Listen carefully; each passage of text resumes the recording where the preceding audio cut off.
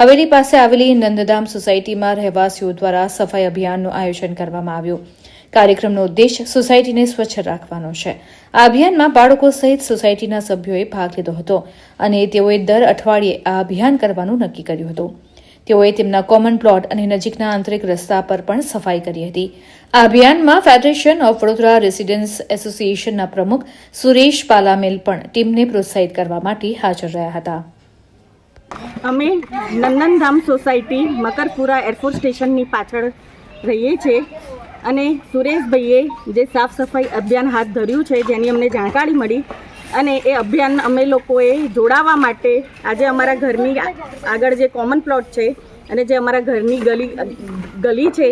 એને અમે લોકોએ આજે સાફ સફાઈ હાથ ધર્યું, જેને અમને લોકોને સહકાર આપવા માટે અમારી ગલીના જ લોકો જે અમારી આજુબાજુમાં રહે છે એ બધા જ જોડાયા છે અને આજથી અમે લોકોએ જે ગલી અને કોમન પ્લોટનું સફાઈ હાથ ધર્યું છે એ અમે લોકો દર અઠવાડિયે કે 15 દિવસે અમે લોકો એવું ઈચ્છીએ છીએ કે આ જ સાથ સહકાર અમને અમારા ગલીના બધા જ માણસો આપે અને અમે દર અઠવાડિયે આવી જ રીતે સાફ સફાઈ હાથ ધરીએ, જેના લીધે કોમન પ્લોટ કે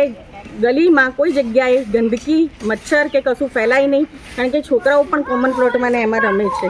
અને જે સુરેશભાઈએ સફાઈ હાથ ધર્યું છે અભિયાન એની અંદર જોડાવાનો અમને લોકોને ખૂબ ખૂબ આનંદ છે અને અમે લોકો એવું જ ઈચ્છીએ છીએ કે સુરેશભાઈ જે પણ આવી રીતે અભિયાન હાથ ધરે છે એના અમે લોકો હંમેશા જોડાઈએ અને એમને સાથ સહકાર આપીએ। એના માટે સુરેશભાઈનો ખૂબ ખૂબ ધન્યવાદ અને અમારા ગલીનો પણ સાથ સહકાર મળ્યો એની માટે પણ બધાનો ખૂબ ખૂબ ધન્યવાદ। તમારો પરિચય? મારું નામ પાયલ આર કારેલિયા છે અને હું નંદનધામ એરફોર્સ સ્ટેશનની પાછળ મકરપુરાની રહે